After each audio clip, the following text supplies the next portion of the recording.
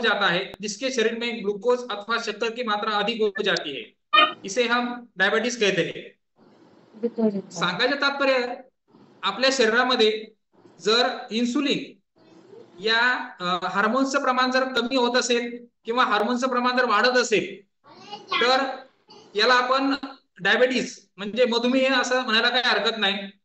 तर त्याच्यामध्ये त्याचे प्रकार सुद्धा आहेत। आता त्याचे प्रकार कोणते? मधुमेहाचे मुख्यतः दोन प्रकार आहेत, त्याच्यापैकी एक टाईप 1 डायबिटीज आणि टाईप 2 डायबिटीज। आता बघा टाईप 1 डायबिटीज म्हणजे काय? आपल्या जनरली भारतामध्ये टाईप 1 डायबिटीजचं प्रमाण जे आहे ते फार कमी आहे। जनरली 4 ते 5% टाईप 1 डायबिटीज चे पेशंट आहेत आणि टाईप 2 डायबिटीजचे पेशंट जे आहेत ते जवळपास 95% पर्यंत आहेत। तर सांगायचं तात्पर्य असं, थोडक्यात आपल्या भारताचा आकडा मी तुम्हाला सांगतो। आपल्या भारतामध्ये जनरली गेल्या वर्षीच्या किंवा ICMRच्या आकडेवारीनुसार भारतामध्ये 10 कोटी जवळपास 10 कोटी लोक हे डायबिटीजने पीडित आहेत। बघा मग आपल्या भारताची लोकसंख्या जवळपास 145 कोटी आहे। या 145 कोटीपैकी 10 कोटी लोक जर आपल्या भारतातले मधुमेही रुग्ण जर असतील तर किती चिंतेची बाब आहे। तर त्याच्यापैकी टाईप 1 डायबिटीज आणि टाईप 2 डायबिटीज असे दोन प्रकार मुख्य आहेत। आता टाईप 1 डायबिटीज म्हणजे काय? तर टाईप 1 डायबिटीज म्हणजे काय?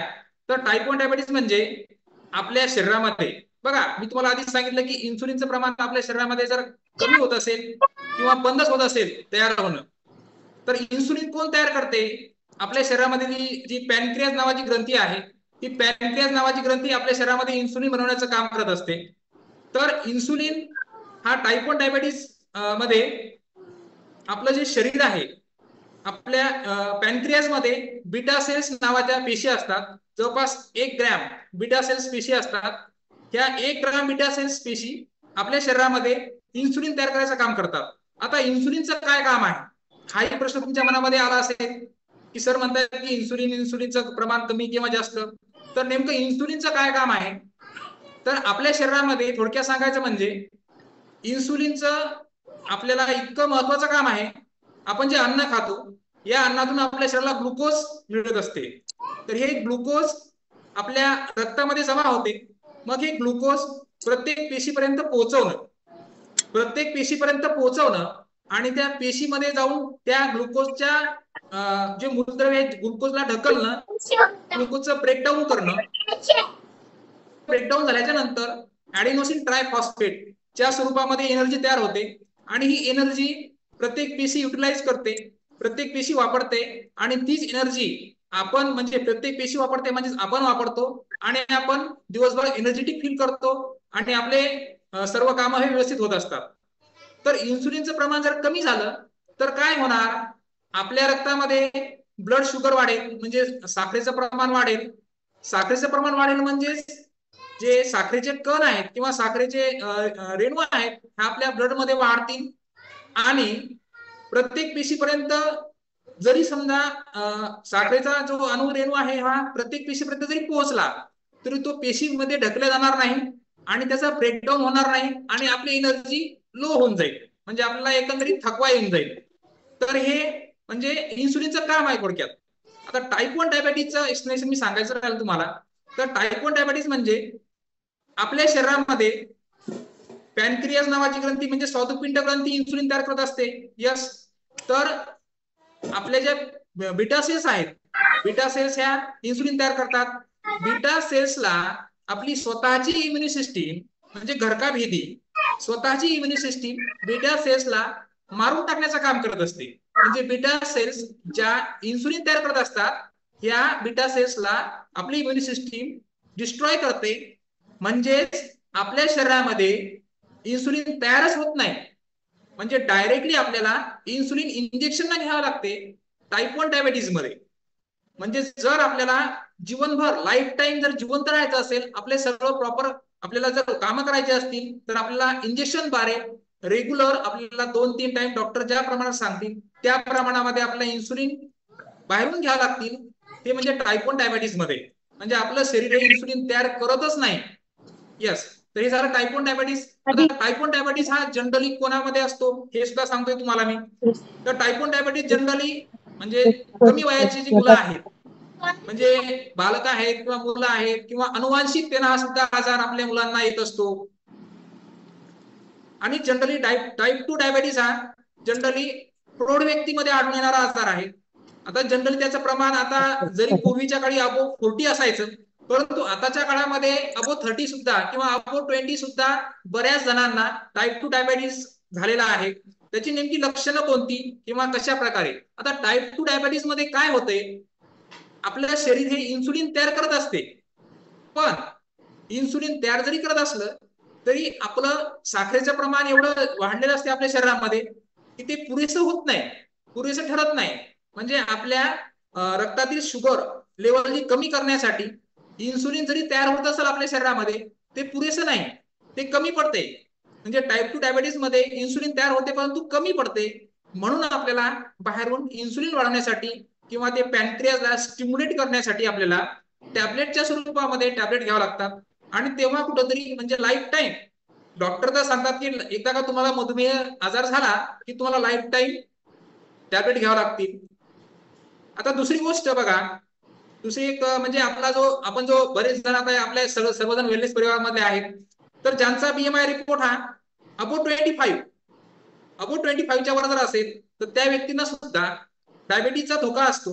डायबिटीज असेल, रक्तदाब असेल किंवा रक्तामध्ये कॅन्सरच्या गाठी होणं, वेगवेगळ्या प्रकारचे जे आजार आहेत, कार्डिओव्हास्क्युलर वेगवेगळ्या प्रकारचे डिसीज आहेत, हे अबो 25 जो बीएमआय रिपोर्ट आहे त्याच्यानुसार ते होत असतात. असो, तर टाईप 1 आणि टाईप 2 डायबिटीस तुम्हाला थोडक्यामध्ये माहिती मिळाली असेलच.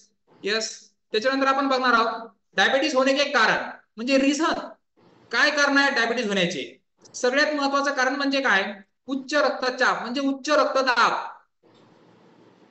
उच्च रक्तदाब म्हणजे काय, तर बघा जनरली आपला जो नॉर्मली रक्त प्रेशर जे आहे ते 90 पर्यंत जर येत असेल तर आपण उच्च रक्तदाब म्हणायला काही हरकत नाही.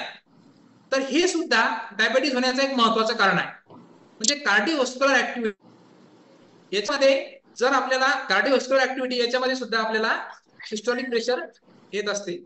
यस. त्याच्यानंतर दुसरा महत्वाचं कारण आहे अनुवांशिकता. बघा, डायबिटीस हा अनुवांशिक सुद्धा आजार आहे. त्याचं कारण आहे की आपल्या आई वडील किंवा आईला किंवा वडिलाला दोघांपैकी एकाला किंवा दोघांना सुद्धा जर हा मधुमेह जर आजार असेल तर मुलामध्ये सुद्धा त्याचं प्रमाण होते. म्हणजे जर फक्त वडील डायबेटिक असतील तर मुलामध्ये त्याचे जीन्स ट्रान्सफर होत असतात. किती पर्सेंट? 33%, आणि म्हणजे 33%. आणि दोघांमध्ये सुद्धा दोघांना सुद्धा जर डायबेटीस असेल तर 66%. हा 66% शंका असते, म्हणजे 66% शाश्वती असते की मुलांना आजार म्हणजे डायबेटीस आजार होऊ शकतो. परंतु मुलांना जेव्हा हा आजार होतो तेव्हा टाईप 1 डायबेटीस की जो अतिशय घातक असतो. आता तो काय घातक आहे त्याची सुद्धा मी तुम्हाला थोडक्यात नंतर चर्चा करणार आहे. आता नंतर तिसरं कारण आहे इन्सुलिनची कमी. आपल्या शरीरामध्ये आपल्या रक्तामध्ये जर इन्सुलिनचं प्रमाण जर कमी असेल तरी सुद्धा डायबिटीज हा आजार होऊ शकतो. आता इन्सुलिनचं काम मी तुम्हाला आधी सांगितलंय, इन्सुलिन आपल्या रक्तातली साखर कमी करायचा प्रयत्न करते. आता नुसतं गोड खाण्यानं डायबिटीज होत नाही. आपण अन्नातून सुद्धा साखर घेत असतो, म्हणजे ग्लुकोज, साखर म्हणजे ग्लुकोजच्या स्वरूपामध्ये, किंवा इतर गोड पदार्थ सुद्धा खाऊन आपण साखर घेत असतो. तर इन्सुलिनची कमतरता म्हणजे इन्सुलिनच्या कमतरतेमुळे आपल्या रक्तातील साखर जर कंट्रोल नाही झाली तरी सुद्धा आपल्याला आजार हा होऊ शकतो. सही खानपान ना होणार. बघा, आजकाल सगळ्यांना जंक फूड खायला फार आवडते. एवढंच काय, सर्वांची लाईफस्टाईल आहे ही आरामात झालेली आहे. म्हणजे कुठल्याही प्रकारे ताणतणाव न देता जेवढं पलंगावर असं म्हणायला काय हरकत नाही. म्हणजे आपल्या शरीरावर कुठल्या प्रकारचा म्हणजे कुठल्याही प्रकारे आपण ताण न देता आपण बाहेरून काहीतरी फूड मागवतो. म्हणजे आपण हेल्दी लाईफस्टाईल म्हणजे न जगता कुठेतरी चुकीच्या लाईफस्टाईल खानपानाच्या सवयीमुळे आपल्याला आजार होण्याची शक्यता असते. नंतर तणाव. बघा, स्ट्रेस. आता तणाव हा आपला मानसिक तणाव जर आपल्याला असेल, म्हणजे काही काही गोष्टी आपल्या नियंत्रणामध्ये नसतात तरी सुद्धा आपण त्याचा ताण घेत असतो. का ताण घेतो आपण? कारण आपल्याला असं वाटतं की आपण प्रेशर खाली असतो. एखादी गोष्ट जर आपल्याला होत नसेल किंवा आपल्याला काही आपल्या घरातले काही वाद असतील किंवा बाहेरचे काही वाद असतील तर या कामाचा ताणतणाव घेऊन आपण जगत असतो. जितका ताणतणावामध्ये आपण जगू तितकं आपल्या शरीरामध्ये रक्तदाब वाढतो आणि त्याच्यामुळे सुद्धा डायबिटीस होत असते. म्हणजे आपल्या रक्तातली साखर कंट्रोलमध्ये राहत नाही, रक्तातली साखर ही वाढत चालते. का? कारण आपण एक्स्ट्रा ताण घेतो. नंतर शारीरिक काम की कमी. बघा हे खूप महत्वाचं आहे. आजकालची लाईफस्टाईल ही खूप म्हणजे अशी आळशी झालेली आहे. सर्वजण खूप आळशी आहे. सर्वांना असं पूर्वीच्या काळी लोक, शिवाजी महाराजांच्या काळात लोक तर एवढी धिप्पाड अशी शरीरयष्टी असायची, त्यांचा आहार सुद्धा एवढा मोठा असायचा, तरी सुद्धा ते 100 सव्वाशे वर्ष म्हणजे जास्त दिवस जगायचे नाही, कारण ते युद्धामध्ये ते मावळे शहीद व्हायचे. तर त्यांची शरीरयष्टी खूप धिप्पाड असायची. का? कारण त्याचं हार्डवर्क काम खूप असायचं. आताच्या काळामध्ये आपलं सर्व काम म्हणजे असं एकदम आरामात झालेलं आहे. आपली लाईफस्टाईल अशी झालेली आहे की आपल्याला कुठल्याही प्रकारचं शारीरिक कष्ट करावं वाटत नाही. एवढंच काय, आपला वेलनेस कोच आपल्याला सकाळी सकाळी फोन करून उठवतो की अरे बाबा उठ, वर्कआउट कर, तुला गरजेचं आहे. तरी सुद्धा आपल्याला झोपावंसं वाटतंय, उठायचा कंटाळा येतो, दिवसभर काम करावं. जरी कामाचा ताण असला तरी आपण काय करतो, काम करायचं जरी असेल तरी आपण चालढकलपणा करतो की आजचं करू, आजचं काम उद्यावर करू, उद्याचं काम परवा करू. म्हणजे शारीरिक काम आपल्या शरीरातून घाम बाहेर पडतच नाही, त्याच्यासाठीच वर्कआउट करणं आहे. म्हणजे शरीरातून घाम बाहेर पडल्यामुळे आपल्या शरीराचं डिटॉक्सिकेशन होते आणि डिटॉक्सिकेशन झाल्यामुळे ते काय काय फायदे होतात नंतर सांगणार तुम्हाला. तर वेगवेगळ्या प्रकारचा म्हणजे शारीरिक काम कमी झाल्यामुळे सुद्धा आजार होण्याची शक्यता आहे. तर ड्रग्स, स्मोकिंग वगैरे वेगवेगळ्या प्रकारचे व्यसनीच्या आहारी जाणं म्हणजे याचे सुद्धा प्रमाण वाढलेलं आहे.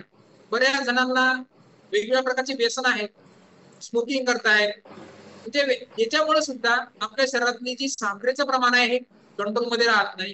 तर या सगळ्या गोष्टी आहेत. ह्या सगळ्या गोष्टी कधीतरी जे आजार आहे डायबिटीस याला वाढवा देण्याचं काम करत असतात. यस. आता लक्षणं काय आहेत बघा डायबिटीस. सगळ्यात महत्वाचं म्हणजे लक्षणं. तर मला तर डायबिटीस झाला की नाही हे मी कसं बघायचं, किंवा मला कसं कळणार मला मधुमेह झालेला आहे. तर हे बघण्यासाठी ही लक्षणं बघणं खूप महत्वाचं आहे. तर सगळ्यात महत्वाचं म्हणजे अत्याधिक भूक लागणं. आपल्याला जर खूप भूक लागत असेल तर खावखाव वाटत